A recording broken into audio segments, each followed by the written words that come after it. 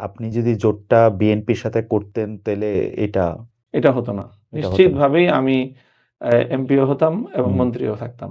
আচ্ছা, এই প্রস্তাবই আপনাকে দেওয়া হয়েছিল। এটা মানে এমন ছিল আমার কাছে অফার।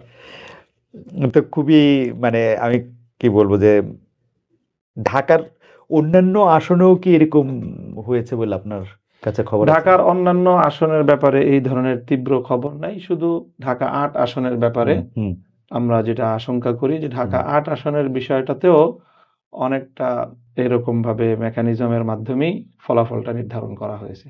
উম, আপনি কি এই ব্যাপারটা নিয়ে আপনার যে জোট সঙ্গী বা জোটের অন্যান্য নেতৃবৃন্দের সঙ্গে আপনি কথা বলেছেন? জামায়াতের আমির, এনসিপির যিনি আহ্বায়ক আছেন, তাদের সাথে কি আপনাদের এটা নিয়ে কথা হয়েছে? এত ডিটেইলস কথা বলার সুযোগ হয় নাই।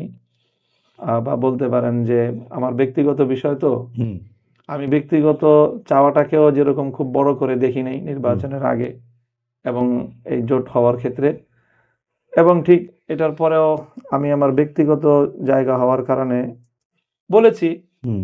তো ঠিক অন্যদের কাছ থেকে প্রত্যাশিত সেই রেসপন্সটা আমি পাই নাই।